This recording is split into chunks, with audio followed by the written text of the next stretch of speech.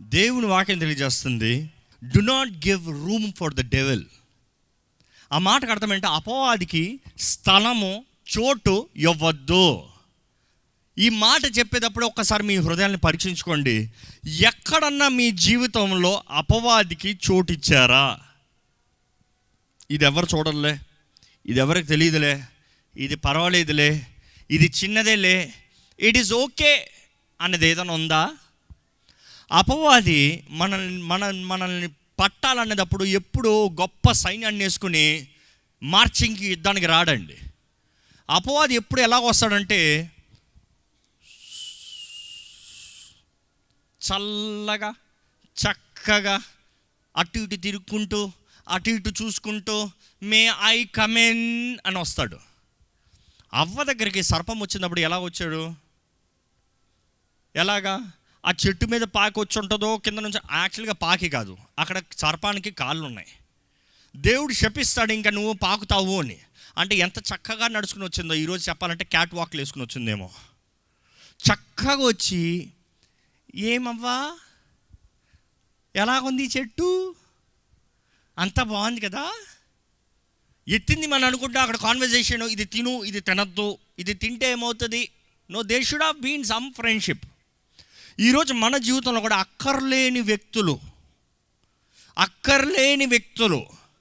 అక్కర్లేని బహుమానాలు, అక్కర్లేని వస్తువులు మన జీవితంలో ఏదో మనం బాగుందే అనుకుంటూ చిన్నగా మన జీవితంలో వచ్చి మన జీవితాలను నాశనం చేసేవి ఉన్నాయి. జాగ్రత్త. ఈరోజు దేవుడు మీతో మాట్లాడేటప్పుడు మీ హృదయాన్ని దయచేసి పరీక్షించుకోమని వేడుకుంటున్నాం. ఎందుకంటే దేవుడు ఈరోజు మీకు జయం అవ్వాలని ఆశపడుతున్నాడు. దేవుని వాక్యం తెలియజేస్తుంది, don't give room to the devil. ఈరోజు ఎంతోమంది మీ కుటుంబ జీవితంలో విఫలమైపోయి ఉన్నారు. విడాకుల వరకు వెళ్ళిపోవాల్సిన అవసరం వస్తుంది. ఏంటి అది? అపవాది దోచుకుంటున్నాడు. మీ భర్తని, మీ భార్యని దోచుకుంటున్నాడు. ఈరోజు ఎంతోమంది పిల్లలు లోకం పాపలు పోతూ, మీరు వద్దు, నాకు తల్లిదండ్రులు లేరు, మీరు చచ్చినట్టుగా అని చెప్తున్నారు. ఏంటి అది? అపవాది దోచుకుని పోతున్నారు మీ పిల్లల్ని.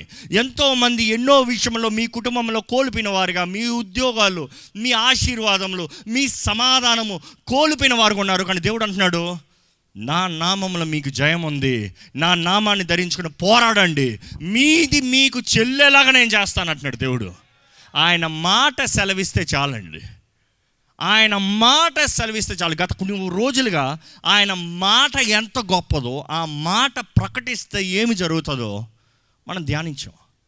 ఆయన చెప్పింది చెప్పినట్టుగా జరుగుతుంది. కానీ ఈరోజు ఎంతోమంది వారి జీవితంలో దేవుడు వారికి అనుగ్రహించింది తెలియని వారుగా, ఏమి తెలియని వారుగా, నాకు ఏమీ లేదు అనే దుఃఖం, వేదన, బాధతో జీవిస్తూ జీవితంలో కోల్పోయేవారుగా మారిపోతున్నారు. బట్ రిమెంబర్, ఈరోజు దేవుడు మరొక్కసారి మీకు జ్ఞాపకం చేయాలని ఆశపడుతున్నారు. మీ జీవితంలో ఎంతోమంది, మాకు ఇలాగ అయిపోయిందండి, మాకు అలాగ అయిపోయిందండి, మాకు ఈ నష్టం వచ్చిందండి, ఈ కష్టం వచ్చిందండి, ఇదేదో జరిగిపోయిందండి. జీవితంలో ఏది ఊరక ఏది జరగదు. మీ జీవితంలో ఏదైనా మీకు యాక్సిడెంట్ అనేది కూడా ఊరకే యాక్సిడెంట్ కాదు. దయచేసి జ్ఞాపకం చేసుకోండి. ప్రతి కార్యానికి ఒక ప్రారంభం ఉంటుంది, ప్రతి యుద్ధానికి ఒక ప్రారంభం ఉంటుంది. In life everything has a Genesis. ఒక ప్రారంభం ఉంది. చాలామంది మీ పైన మీకు విశ్వాసం లేదు, నమ్మకం లేదు. మీరు ఎంత విలువైన వారో మీరు గ్రహించుకుంటలేదు. మీలో ఏ విలువ లేకపోతే అపవాది మిమ్మల్ని ఎందుకంటే దాడి చేస్తాడు? మీలో ఏ యోగ్యత, ఏ మేలు మీరు చేయలేని వారైతే అపవాదితో మిమ్మల్ని దాడి చేయాల్సిన పనేముంది? ఈరోజు పోరాటాలు ఎదుర్కొంటున్నాను, పోరాడుతున్నాను, నేను కష్టంలో ఉన్నాను అన్న మీరు అపవాది మిమ్మల్ని దాడి చేస్తున్నాడంటే దేవుని దృష్టిలో మీరు విలువైన వారు కాబట్టి అపవాది దాడి చేస్తున్నాడండి. దేవుడు మీ జీవితం నుంచి ఒక గొప్ప కార్యాన్ని చేయాలని ఆశపడుతున్నాడు కాబట్టి అపవాది దాడి చేస్తున్నాడు. దేవుడు ఒక ఘనమైన కార్యాన్ని మీ జీవితంలో జరిగించాలని ఆశపడుతున్నాడు కాబట్టి అపవాది ఆపుతానికి ప్రయత్నం చేస్తున్నాడు. నేను విశ్వాసేనండి, నాకు ఎందుకు యుద్ధం? మీరు విశ్వాసి కాబట్టి యుద్ధం. నేను దేవుణ్ణి నమ్ముకున్నానండి, నాకు ఎందుకు ఈ కష్టం? మీరు దేవుణ్ణి నమ్ముకున్నారు కాబట్టే మీకు ఆ కష్టం. అవును, ఎస్. కానీ ఇందుకొరకు కష్టంలో ఉండాలనేనా, ఓటంలో ఉండాలనేనా? ఘనత, మహిమ, ఆశీర్వాదం, దీవెన, ఫలితం దేవుడు మీకు అనుగ్రహించాలని దేవుడు ఆశపడుతున్నాడు. అందుకనే మీకు అవన్నీ అనుగ్రహించాడు. Your fight is got be a victorious but only if you fight. దేవుడు అంటాడు, నిశ్చయంగా నీకు జయమే, తిరుగులేదు. కానీ పోరాడతావా? మనం అంటాం, నేను పోరాడలేను బా, నాకు శక్తి లేదు. మన శక్తి మీద ఆధారపడతాం మనం ఎప్పటికీ పోరాడలేమండి. మన బలం మీద ఆధారపడతాం మనం ఎప్పటికీ జయించలేమండి. మన శక్తి బలము కాకుండా ఆయన శక్తి, పరిశుద్ధాత్మ శక్తి, పరిశుద్ధాత్మ అభిషేకము, ఆయన బలము, ఆయన మహిమ, ఆయన ద్వారంగా మాత్రమే జరుగుతుంది. You need to understand today, మనం యుద్ధం ఎంత పోరాడతామో అంత జయాన్ని మనం సంపాదించుకోగలుగుతామండి.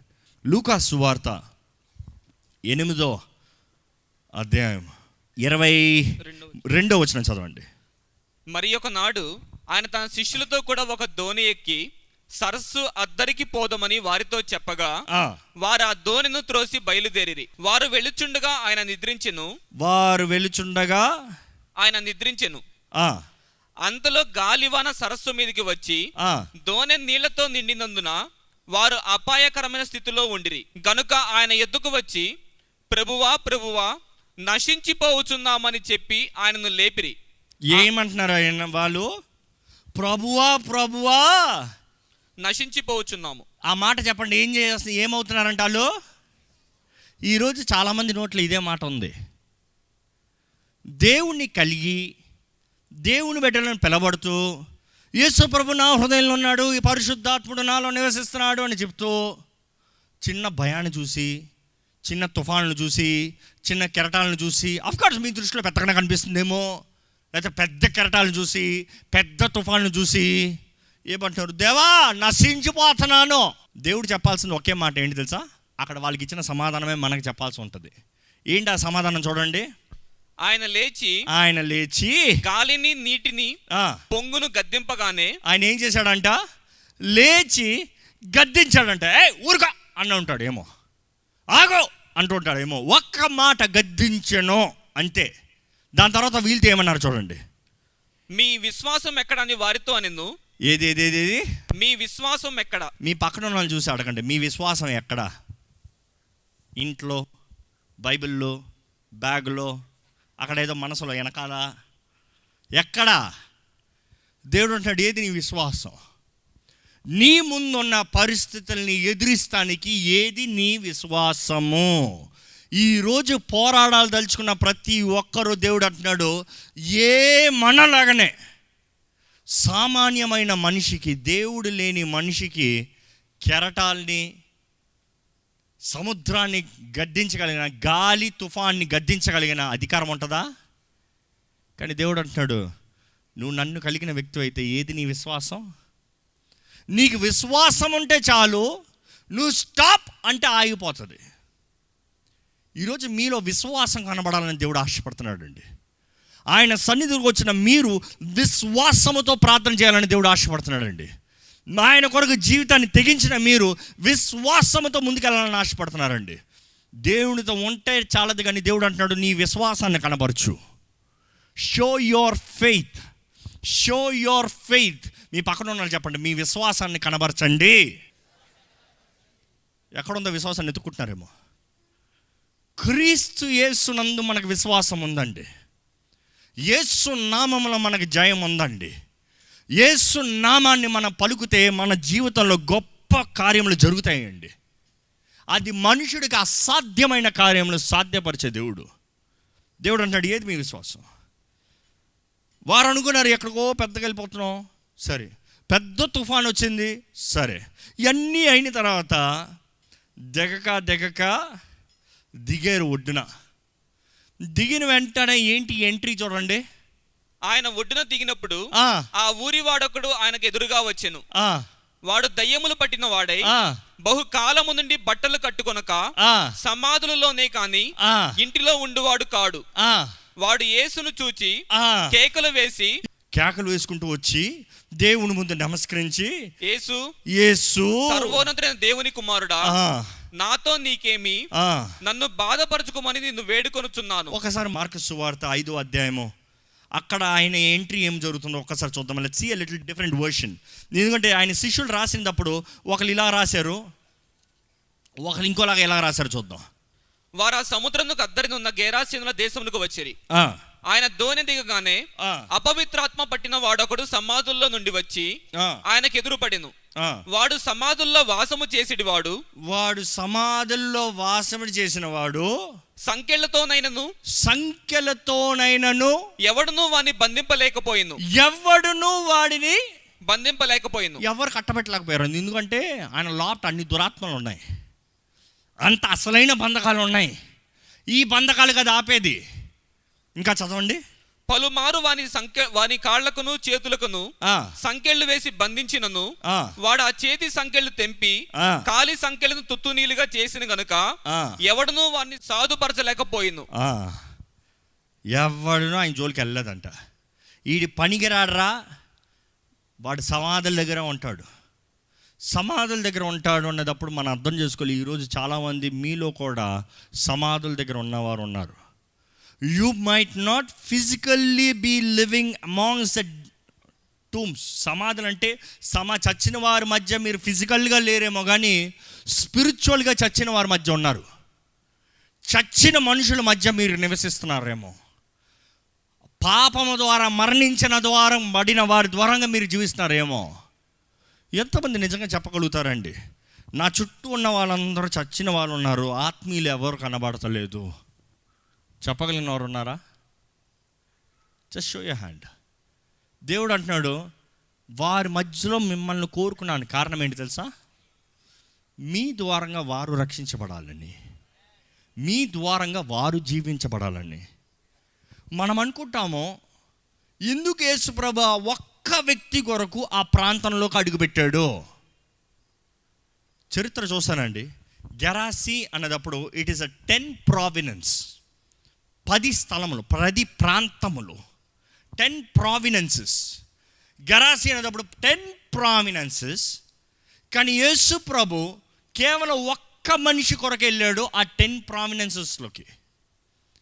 ఆ 10 స్థలముల్లోకి వెళ్ళి 10 స్థలముల్లో 10 మంది దగ్గరికి వెళ్ళి లేకపోతే 10,000 మంది దగ్గరికి వెళ్ళి ఆయన సేవ చేయలేదు. కానీ ఒక్క మనిషిని ఆ ప్రాంతానికి సంబంధించిన వ్యక్తి దగ్గరికి వెళ్ళాడండి. ఈరోజు మనం ఒక అర్థం చేసుకోవాలి ఏంటంటే, దేవుడు మనల్ని పోరాడుతున్నాడు అంటే మనల్ని విడిపిస్తానికి పోరాడుతున్నాడు అన్నప్పుడు కేవలం మనం బట్టి మాత్రమే కాదు. It is not just only you. అదే ఇందాక చెప్పుకుంటూ వచ్చాను. చాలామంది తరతరాలుగా బంధించబడిన వారు ఉన్నారు, తరతరాలుగా శత్రువుని పోరాడుతున్న వారు ఉన్నారు, తరతరాలుగా వ్యాధి బాధతో సమస్యల్లో దిక్కుల్లో ఉన్నవారు ఉన్నారు. అప్పుడు సమస్య, అప్పు అప్పు అప్పు అప్పు అప్పు అప్పు అప్పు ఇప్పుడు మీ మీదకి వచ్చింది. ఏం చేయబోతున్నారు? నాకు అదే గోల అంటారా? God is saying you need to fight. అపవాది ఎప్పటికన్నా అండి మన తరంతరంగా పోరాడుతున్నాడు అన్నప్పుడు ద ఫైట్ మీరు ముగిస్తారా ముగించరా అనే తీర్మానం మీ చేతుల్లో ఉంది. నాతో ఈ యుద్ధం అవ్వాలి, ఇంకా నా బిడ్డల మీదకి వెళ్ళకూడదు. ఇంతవరకు వచ్చాడేమో, ఇంతవరకు ఎంతమందినో చంపాడేమో నా తరంలో, కానీ he has no right to touch my child. It finishes all here. ఈరోజు పోరాడాల్సింది మీరు. దేవుడు అంటాడు, నీవు పోరాడు. ఈ గెరాసీనుడు వైపు ఒక్కసారి తన హృదయాన్ని ఆలోచించుకుంటా ఉంటే నేను ఒక్కసారి ఇలా ఊహిస్తాను. ఆ గెరాసీనుడు ఒంటరి జీవితం అనుకుని చూడండి. ఆ సమాధుల మధ్య సంచరిస్తూ ఏది సరిగా చేయలేకపోతున్నాడు, ఏది సరిగా ఆలోచించలేకపోతున్నాడు. శక్తి ఉంది కానీ ఆ శక్తి తన శక్తి కాదు, దురాత్మ శక్తి. పేరు ఉంది కానీ మంచి పేరు కాదు, కానీ చెడ్డ పేరు. ఏం చేయాలి? ఎవరున్నారు, నాకెవరున్నారు అని ఒక్కడే కుమిలిపోతూ ఉండొచ్చేమో. ఈరోజు ఎంతోమంది అపవాది ద్వారా ఇన్ఫ్లుయెన్స్ చేయబడిన వారు ఉన్నారు. కొంతమంది దురాత్మ ద్వారా పట్టి పీడించబడేవారు చూస్తే వారి మనస్సు లోపట అవేక్ మెలకుగా ఉంటుంది, కానీ వారి దేహము ఏమి చేయలేదు. ఎందుకంటే ఆ దురాత్మ పొజిషన్ వాళ్ళ మీద ఆ ప్రభావం చూపిస్తుంది. అందుకనే యేసు ప్రభు దిగిన వెంటనే తనలో ఉన్న దురాత్మలు చెప్పుంటాయి, అయ్యయ్యో దేవుని కుమారుడు వచ్చాడో అన్న వెంటనే ఈయన అన్నుంటాడు, ఏంటి తెలుసా? నాకున్న ఒకే విమోచకుడు ఆయన, నన్ను విడిపించగలిగిన ఒకే దేవుడు ఆయన, నన్ను మనిషిగా చేయగలిగిన దేవుడు ఒకే దేవుడు ఆయన. ఆయన దగ్గరికి పరిగెడతాను. అందుకని పరిగెత్తుకుని వచ్చాడు దేవుని దగ్గరికి. తను ఉన్న పాటున పరిగెత్తుకుని వచ్చి ఏం చేశాడండి, ఆయనకి నమస్కరించి ఆయన్ని ఆరాధించాడని దేవుని వాక్యం తెలియజేస్తుంది. చదవండి మార్కులు. వాడు దూరం నుండి యేసును చూచి పరిగెత్తుకుని వచ్చి ఆయనకు నమస్కారము చేసి, ఆయన నమస్కారము చేసి, యేసు ఆ నమస్కారము చేసి, మన ఇంగ్లీష్ బైబిల్లో, తెలుగు బైబిల్లో he knelt down, he kneeled down, ఆయన నమస్కారం చేశాడని లైట్ తీసుకుంటున్నాను. No no no no no, look at his perspective. Greek భాషలో ఏమని రాయబడి ఉంటుంది అంటే, ఆయన ప్రుస్కెనో చేశాడు, అంటే దేవుణ్ణి ఆరాధించాడంట. ఆయన ఎంత బాధగా ఉన్నా, ఎంత వేదనతో ఉన్నా, ఎంత దుఃఖంతో ఉన్నా, ఆయన పరిగెత్తుకుని వచ్చి ప్రుస్కెనో సాష్టాంగ నమస్కారం పడి, దేవా నువ్వు నాకు కావాలయ్యా, నువ్వు నాకు కావాలయ్యా. ఆయన నమస్కరించాడన్న మాటతో విడిచిపెడుతున్నామేమో కానీ ఆయన ఇందు కొరకు నమస్కరించాడు. నాకు ఒకే ఆధారం నువ్వు. మీరు అనుకోవచ్చు దెయ్యములను నమస్కరించేయండి. దెయ్యములను నమస్కరించడం వేరు, దెయ్యములు ఎప్పటికీ ఆరాధించలేవు, ఎందుకంటే వాటి స్థానాన్ని వాళ్ళు కోల్పోయి. Devil cannot worship. డెవిల్ కావాలంటే సలాం చెప్తారు దేవునికి. డెవిల్ కావాలంటే ఒక బానిస చూసినట్టుగా, యజమాని చూసినట్టుగా కూర్చుంటే కావాలంటే. కానీ ఈయన ఆరాధించాడు. ప్రోస్కెనో అన్న మాట ఉంటుంది. ప్రోస్కెనో అన్న మాటకి సాష్టాంగ నమస్కారం పడి ఆయన మహిమపరిచి ఆయన ఆరాధిస్తాం. ఆ గెరాసీనుడికి ఎవరు చెప్పుంటారు? ఆ గెరాసీనుడికి ఎలా తెలిసి ఉంటుంది? ఆ గెరాసీనుడికి ఈయనే రక్షకుడు అని ఎలా తెలిసి ఉంటుంది? ఆ దెయ్యాలే చెప్పే ఆయనే దేవుడు. He will do it. దెయ్యంలో చెప్తాయి, అయ్యో మనల్ని తరుముతానికి వచ్చాడు. తెలీదా వాటికి? ఆయన వచ్చాడంటే ఎందుకు వచ్చాడు తెలీదు ఆయన. ఈరోజు మీ జీవితంలో మీరు ఏ పరిస్థితుల్లో ఉన్నా కూడా మనం చేయవలసింది మొదటగా ఆయన ఆరాధించాలండి. అందుకని ఈ ఇయర్ దేవుడు ఇచ్చిన మాట అడోరేషన్. ఆయన ఆరాధించండి. నేనేం చేస్తానని మీరు అడుగుతాం కాదు, కానీ మీరు చేయాల్సింది చెప్తున్నాను. మీరు ఎట్టి స్థితిలో ఉన్నా కూడా, బాలేదా, బాగుందా, సమస్య, వేదన, దుఃఖమా, నష్టమా, ఏ కరువా, పర్వాలేదు, రండి ఆరాధించండి. మీరు ఆరాధిస్తే దెయ్యాలు మాట్లాడతాయి, అయ్యా నేను పోతాను, ఎట్లా పొమ్మంటావు? యేసుప్రభు పో అని చెప్పాడు అక్కడ? మీరు వెళ్ళాలి అని చెప్పాడా యేసుప్రభు? లేకపోతే ఈ మనిషి కనీసం నువ్వు దెయ్యాలని నా నుంచి పోవాలి దేవా అని అడిగాడా? ఆయన చేసిందంతా ఒకటే, వచ్చి దేవుణ్ణి ఆరాధించాడు. Don't miss the detail. ఆయన ఆరాధిస్తూ ఉంటే ఈ దెయ్యాలు కాకేస్తుందంట, సర్వోన్నతుడైన దేవుని కుమారుడా మాతో నీకేం పని? ఆ మాట స్టేట్మెంట్ ఏనండి. ఆయన దేవుని కుమారుడని దెయ్యములు ఎరిగి గజగజాను వణుకుతున్నాయి. కానీ అప్పటికే ఆయనతో ఉన్న 12 మంది శిష్యులకి తెలుసా? తర్వాత అడుగుతాడు దేవుడు, నా గురించి మనుషులు ఏమనుకుంటున్నారు? ప్రవక్త, మంచోడు, అది ఇది అన్నీ చెప్తారు. మీరేమనుకుంటున్నారయ్యా? తెలుసుంటే చెప్పరా? తెలుసుంటే 10 మంది 10 స్వరాలు ఎత్తి నువ్వు దేవుడి కుమారుడు అని చెప్పడా? మౌనంగా ఉంటే ఒక్కడు దేవుని ఆత్మ ద్వారా ప్రేరేపించబడి తండ్రి దగ్గర నుంచి వాక్ అనుగ్రహించబడి చెప్పాడు పేతురు. అంటే ఆయనతో ఉన్నవారు కూడా తెలియదు ఆయన ఎవరో, దెయ్యాలకు తెలుస్తుంది ఆయన ఎవరో. ఈరోజు అదే పరిస్థితి చాలామంది జీవితంలో ఉందండి. మీరు గ్రహించుకుంటలేదు మీరు దేవుడు ఎవరో, మీరు గ్రహించుకుంటలేదు దేవుని అభిషేకం ఏంటో, మీరు గ్రహించుకుంటలేదు పరిశుద్ధాత్మ శక్తి ఏంటో. కానీ మిమ్మల్ని పీడిస్తున్న దెయ్యానికి తెలుసు మీరు ఇక్కడికి వచ్చేటప్పుడు, అయ్యో బాబోయ్ నా సమయం వచ్చింది పోతానికి. దేవుని సన్నిధిలోకి దూరాడు, ఎంతో ప్రయత్నం చేశాను కట్టి పెట్టాలని, కానీ ఈ మనిషి పరిగెత్తుకుని వచ్చాడు. ఈ మనిషి పరిగెత్తుకుని వచ్చేసింది, దేవుడి సన్నిధిలో ఆరాధించేస్తుంది. ఇంకా మనకు చోట లేదు, మనం పోవాలి. ఈరోజు యేసు నామములో మీకు అధికారం ఉంది, యేసు నామములో మీకు శక్తి ఉంది, యేసు నామములో మీకు విడుదల ఉంది, యేసు నామములో మీకు స్వస్థత ఉంది. యేసు నామములో ఎటువంటి దురాత్మ కార్యములైనా లయమైపోతాయి, పోవునుగాక. ఆ గెరాసీనుడు అంత బాధతో కూడా దేవుని బాధ దగ్గరకు వచ్చే ప్రుస్కెనో ఆయన ఆరాధించాడు. ఈరోజు మనము విడిపించబడిన మనము, ఆయన ప్రేమను పొందుతాం మనము, ఆయన ద్వారా పోషించబడుతున్నాం మనము, దేవుడు ఎన్నో గొప్ప కార్యాలు చేస్తున్నాడని మనము ఇంకెంతగా ఆరాధించాలండి. ఈ సమయంలో దయచేసి మనం అందరం మీరు దేవుణ్ణి నోరు తెరిచి బిగ్గరగా ఎలాగైతే ఆ గెరాసీనుడు ఆరాధించారు, దురాత్మలు పట్టిన వాడు అలాగ ఆరాధించేటప్పుడు దేవుని ఆత్మతో నింపబడిన వారు ఎలాగ దేవుని మహిమపరచాలో అలాగ ఆరాధించండి. Open your mouth and start praising him. Open your mouth and start praising him. Glory glory glory. Yesu నామములో మీకు జయం ఉంది. అపవాదిని ఎదిరించండి అంటున్నాడు దేవుడు. దేవునికి సమర్పించుకోండి, అపవాదిని ఎదిరించండి, అప్పుడు వాడు మీ దగ్గర నుండి పారిపోవును అని యేసు ప్రభు చెప్పాడు. Believe, believe, rebuke devil, cast out devil. No evil has right, no unclean spirit has right, no witchcraft has right. ఎవడు పంపినా ఎక్కడ నుండి వచ్చినా కూడా ఈ లైమ్ అయిపోవాల్సిందే. ఎటువంటి బంధకాలైనా తెంపబడాల్సిందే. ఎటువంటి చీకటి కార్యమైన విఫలం అయిపోవాల్సిందే. ఎటువంటి విరోధమైన ఆయుధమైన కూడా నీకు విరోధంగా రూపించబడిన ఏ ఆయుధము వర్ధిల్లదో. స్తుతించండి. Praise God, praise God. మనస్ఫూర్తిగా ఆయన స్తుతించండి, మనస్ఫూర్తిగా స్తుతించండి. మనల్ని ప్రేమించిన దేవుడు మనల్ని వెతికి రక్షించాడండి, వెతికి రక్షించాడండి. మిమ్మల్ని వెతికి రక్షించాడు కాబట్టే మీరు ఇక్కడ ఉన్నారు. ఆయన మీ కొరకు వెతికాడు, మీ కొరకు వెతికాడు. మీ కుటుంబంలో మిమ్మల్ని కోరుకున్నాడు, మీ తరంలో మిమ్మల్ని కోరుకున్నాడు. ఆయన మిమ్మల్ని కోరుకుని మీ ద్వారంగా మీ తరానంతా మార్చాలని ఆశపడుతున్నాడు. ఇహమందు పరమందు ఆశీర్వాదం, ఇహమందు పరమందు దీవెన, ఇహమందు పరమందు వర్ధలింపు యేసు నామములో మీకు అనుగ్రహించబడుతుంది. Receive it. Start worshipping God. బిగ్గరగా స్వరమెత్తి ఆయన ఆరాధించండి, స్వరమెత్తి ఆయన మహిమపరచండి, స్వరమెత్తి ఆయన స్తుతించండి. ఈ సమయంలో మనల్ని ఇంతగా ప్రేమించిన దేవుడిని జ్ఞాపకం చేసుకుంటూ మనస్ఫూర్తిగా ఆయన స్తుతిద్దాం, మనస్ఫూర్తిగా ఆయన మహిమపడతాం.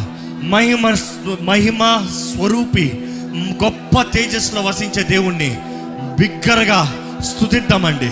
హల్లెలూయా, హల్లెలూయా, హల్లెలూయా, హల్లెలూయా, హల్లెలూయా. బిగ్గరగా దేవా నీకే స్తోత్రములు, దేవా నీకే స్తోత్రములయ్యా. నీకే మహిమ ప్రభావము నీకే చెల్లును, నీకే చెల్లును. నీకే సమస్త మహిమ ప్రభావం నీకే కలుగుతుందయ్యా, నీకే చెల్లునయ్యా, నీకే చెల్లునయ్యా. నీవే గొప్ప దేవుడివి, నీవే హోసన్నా, నీవే హోసన్నా, నీవే హోసన్నవి.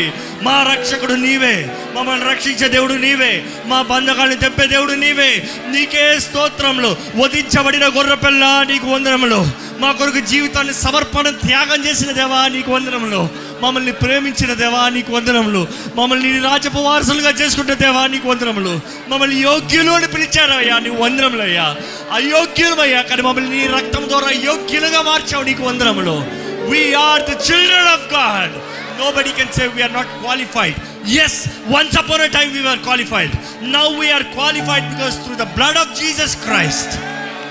దేవుని స్తుతిద్దామండి. Thank you Lord, thank you for your mercies, thank you for your mercies. నీ కృపా కనికరములు బట్టి నీకు వందనములు, నీ కృపా కనికరములు బట్టి నీకు వందనములు. నీకు స్తోత్రములయ్యా. బిగ్గరగా అండి, బిగ్గరగా, బిగ్గరగా స్తుతులు పైకెళ్ళాలి, స్తుతులు పైకెళ్ళాలి, స్తుతులు పైకెళ్ళాలి. Give him big loud of praise. Hallelujah, hallelujah, hallelujah, hallelujah. దేవాన్ని ఆరాధిస్తూ ఉండగానే ప్రతి బంధకము తెంపబడిందని వేడుకుంటామయ్యా, తెంపబడిందని సంతోషిస్తున్నామయ్యా, తెంపబడిందని స్తుతులు చెల్లిస్తున్నామయ్యా. దేవాన్ని ఆరాధిస్తూ ఉంటేనే అపవాది పారిపోయాడయ్యా, పారిపోయాడు. మా శాపము కొట్టివేయబడింది. ఇదిగో దీవెనని ప్రకటిస్తున్నాను నజరేయుడైన యేసు నామములో. Let your life shall be a great blessing in Jesus' name. You shall be a blessing to 10 providences, 10 generations. 10 generations shall create a history. దేవా నీ మహిమ కొరకు బలమైన సాక్షులుగా చెయ్యయ్యా. దేవా ఏ ఒక్కరు బానిసలుగా ఇక్కడి నుంచి బయటకు వెళ్తానికి వీల్లేదయ్యా. No devil has any authority here.